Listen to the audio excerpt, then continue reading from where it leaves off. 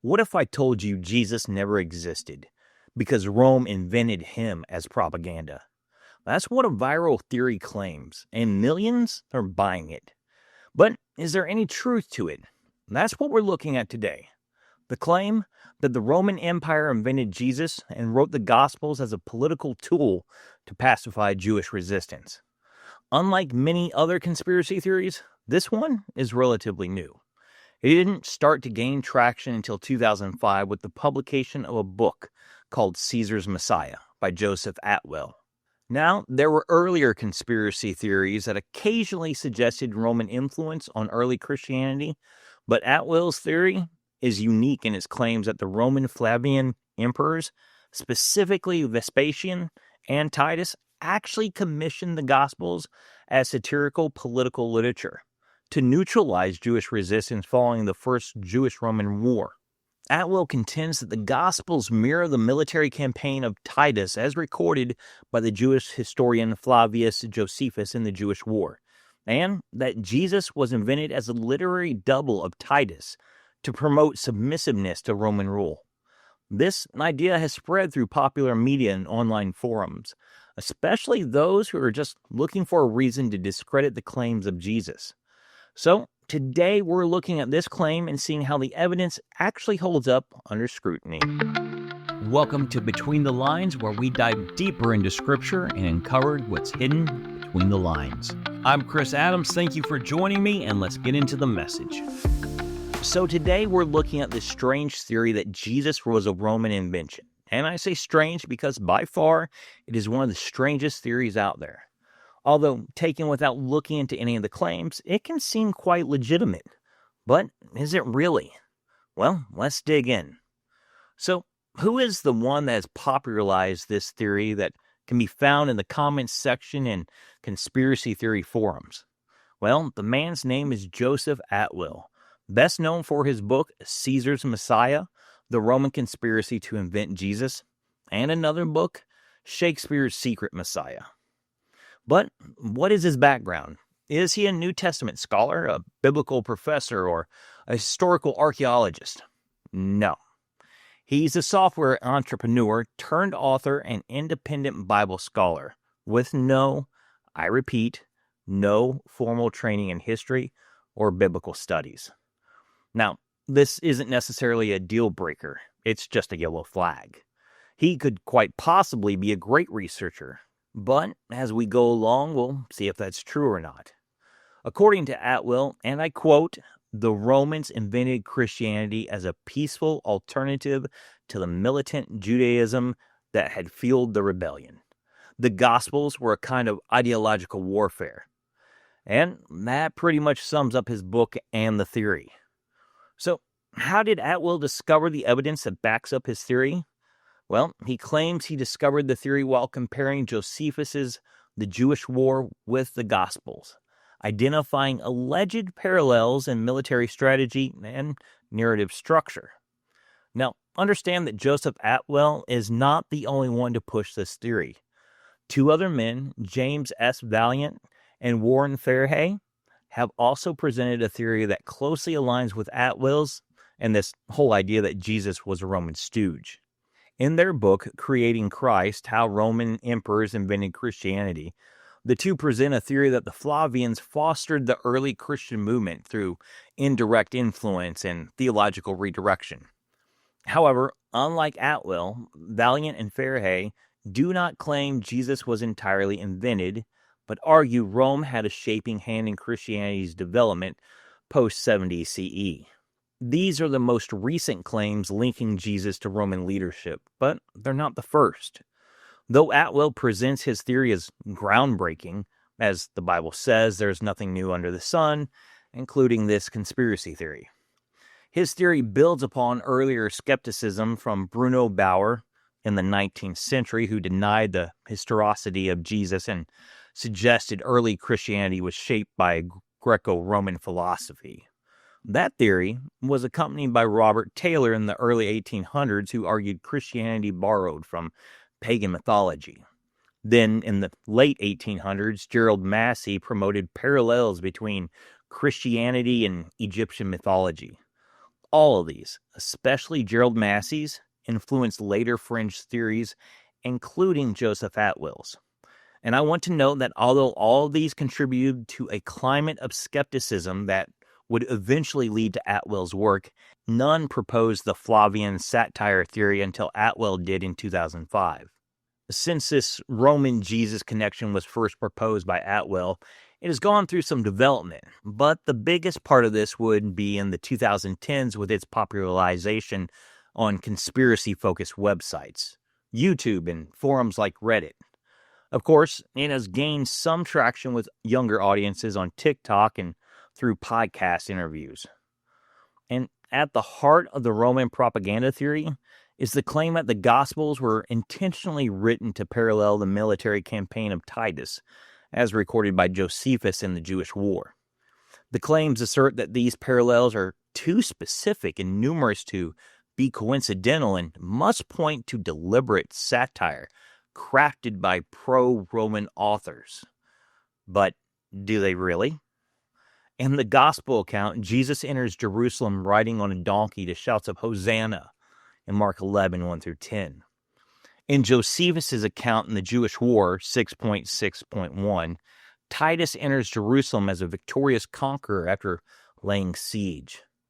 Atwill argues that the Gospel account is a satirical contrast with Titus, portraying Jesus as a peaceful king entering the same city that Titus would later destroy. However, the book of Mark is agreed upon to have been written before the Jewish War.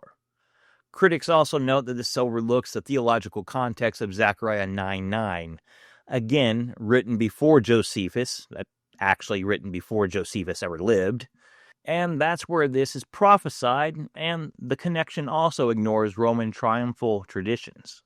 There's more claims, though. In Mark 1:17, Jesus tells Peter and Andrew, "Follow me, and I will make you fishers of men."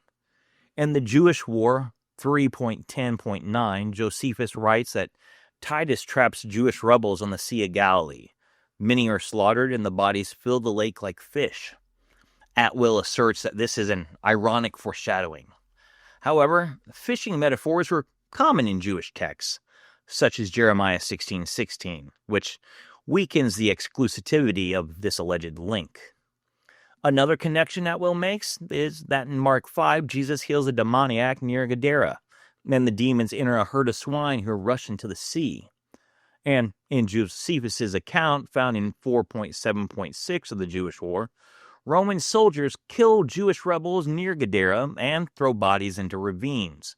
So Atwill suggests the herd drowning symbolizes rebels being driven into the abyss. Of course, critics note that the Gospels focus on spiritual liberation, not military allegory. Then there's the prophecy where Jesus predicts the temple's destruction in Luke 19:41-44 and Mark 13. And Atwill compares this to Josephus' writings in 6.4-6.5 when Titus destroys the temple in 70 CE. He argues that Jesus' prophecy retroactively reflects the Flavian victory. Of course, scholars counter that destruction prophecy is standard in Jewish apocalypse writing, such as in Jeremiah and Ezekiel. We're almost done here with these examples, only two more left. There's the crucifixion parallels in Mark 15. Jesus is crucified by Roman authorities, and in the Jewish War 6.1.1, Titus crucifies thousands of Jews outside Jerusalem. The theory argues that crucifixion scenes are satirical references to Flavian's repression. However, crucifixion was common for the time, and Jesus' death narrative is rooted in messianic prophecies found in Isaiah 53 and Psalms 22. Finally, there's the empty tomb and the disappearing corpses. In Mark 16, Jesus' body is missing from the tomb, and angels proclaim his resurrection. And Josephus tells of rebel corpses that are stolen or banished from the battlefield. That's found in 6.5.3 of the Jewish War. Atwill claims that the Gospel authors mimicked battlefield confusion. However, the theological framing and angelic presence are wholly absent from Josephus. As you can see, the examples that Atwill presents are stretching greatly to make a connection. Any kind of connection. And that's not gone unnoticed by actual scholars, but we'll get to them in just a few minutes. Real quick, if you're enjoying this, go ahead and hit the subscribe button. Tell me what you think of this theory in the comments. Okay, back to it. So, Atwill and those backing the Jesus-Roman connection claim that the Flavians had motive and opportunity to create a religion that promoted obedience and submission. Vespasian rose to power after Jewish revolt, emphasized peace and order. Titus destroyed the temple and was celebrated as peacemaker.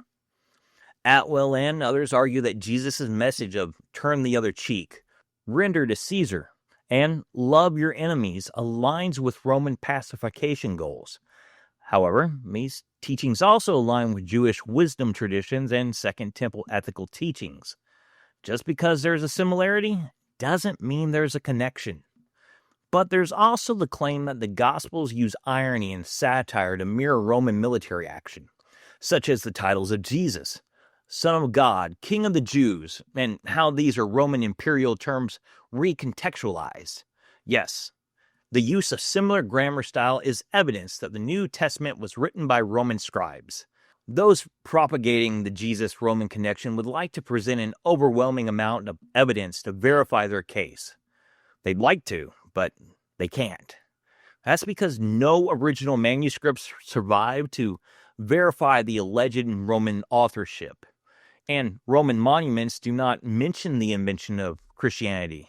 Pliny the Younger wrote to Emperor Trajan about how to deal with Christians who refuse to worship Caesar.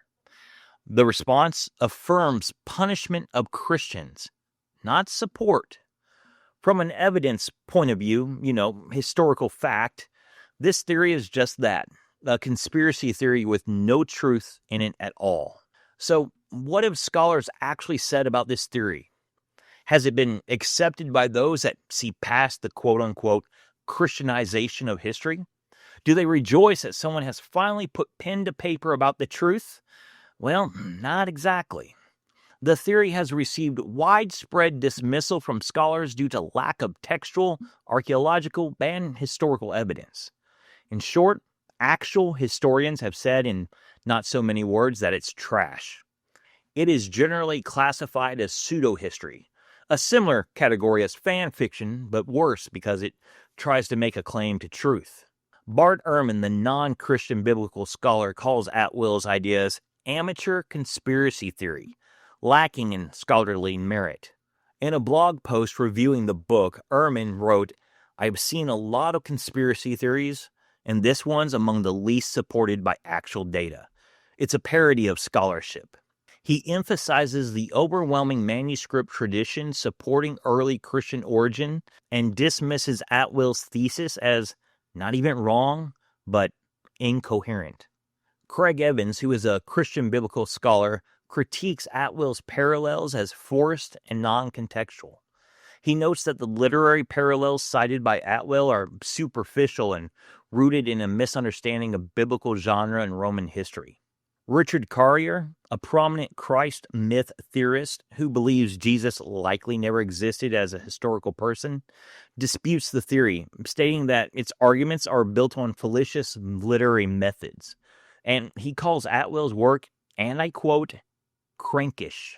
So, while the theory is popular in certain online communities, the theory has not gained traction in peer-reviewed historical or theological disciplines, simply because it lacks any real evidence. But what about some of the other claims that Atwill makes, such as the Gospels being written after Josephus' work and reflect Flavian victory, and they're composed of Greek, just like the Roman administration, that they're structured to reflect Josephus' war accounts, and theologically align with Roman authority? Well, like the supposed parallels that we talked about earlier, these two are superficial in their comparison. Most scholars date Mark to somewhere around 65 to 70 AD, Matthew and Luke to around 80 to 90 AD, and John to around 90 to 100 AD.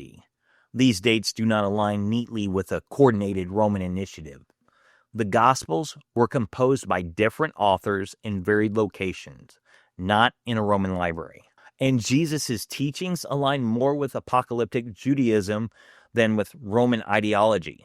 The Gospels regularly critique Roman authority. For example, the crucifixion, Jesus' trials, and interactions with Pilate.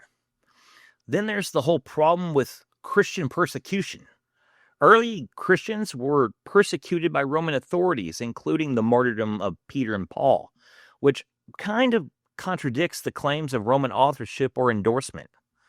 As for the claims that the Gospels were written in Greek and thus that proves a Roman connection, the Gospels are written in Koine Greek, but so are many Jewish texts of the time, including the Septuagint and Philo's work.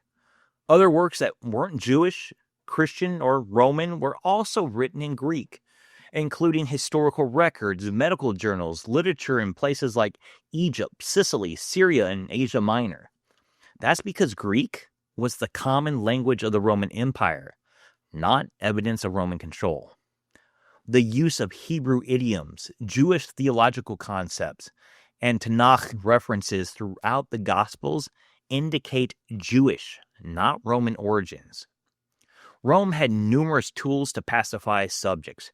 Creating a Messiah-based religion is neither practical nor supported by precedent or evidence. The simpler explanation? Christianity developed organically within Jewish messianic movements. That's more historically sound. This theory lacks manuscripts, archaeological, and historical support. It ignores the socio-political reality of Christian persecution. It reinterprets theological texts as political satire without literary justification. And it cherry-picks parallels and forces all of its connections. Because of this, the Roma propaganda theory remains outside the bounds of serious historical scholarship and is completely rejected by real scholars. So, if this theory is obviously a lie, made up, and has no credible evidence, why does it persist? Why do people still cite it in the comments sections, quote it in reels and shorts? Well, the theory appeals primarily to audiences with strong anti-religious, anti-authoritarian, or revisionist leanings. Among its strongest proponents are online atheist communities, conspiracy theorists, and individuals with deep mistrust of institutional religion, especially Christianity. Its popularity in these circles stems from its ability to challenge traditional Christianity while offering a provocative counter-narrative. It also provides a sense of hidden knowledge or suppressed truth, central to many alternative history theories. The idea that Christianity was created as mind control by Rome mirrors other common conspiracy structures like political manipulation, historical deception, or secret elites. And I'm not saying these other things aren't true. I'm saying that they all share a common thread of structure and ideas. Psychologically, the theory also thrives on cognitive bias. People see patterns where none exist, a supposed parallel between Josephus and the Gospels. There's a confirmation bias, accepting only information that reinforces pre-existing beliefs. And then there's the distrust of authority. Recasting ancient religion as imperial propaganda aligns with modern anti-establishment sentiments. And the digital culture amplifies this. YouTube videos, Reddit forums, and TikTok shorts turn complex history into digestible, emotionally charged narratives, often without academic oversight. After all, history is more complex than what can fit into a 2-minute reel or short or TikTok. And remember that algorithms favor sensationalism over the strict and thorough study and unveiling of truth. So, it promotes fringe ideas. This theory offers a seductive premise. You've been lied to, and here's the truth. This form of Gnostic temptation appeals to individuals disillusioned with traditional narratives. It allows them to feel intellectually superior for rejecting the official story. In sum, the persistence of this theory owes more to sociology and ideology than to any new evidence. So that's it for this theory. Instead of being a real challenge to the truths of the Gospels, it's simply arguments pulled out of thin air that have no evidence to support it, much like most arguments against Christianity. And why is that? Because Christianity, the belief that God came to earth as a man named Jesus to die for the sins of humanity and rose again victorious to provide that redemption, is the truth. It's backed by history, archaeology, evidence, and life-changing examples.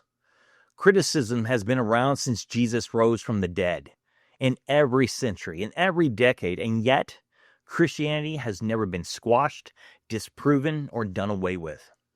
As the Pharisee Gamaliel advised the Sanhedrin in Acts 5:38 through 39, "And now I say to you, keep away from these men and let them alone.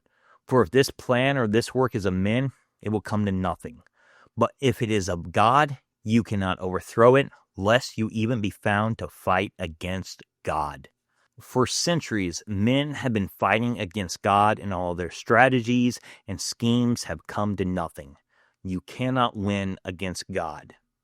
Well, that's it for this episode. If you found value in it and want more like that, go ahead and push that subscribe button and notification bell to never miss a future video. And don't forget to push the like button and drop a comment to let me know what you think about this theory. Do you agree that it owes more to sociology and ideology than anything else? Let me know in the comments. Thanks for joining me, and I will see you next time.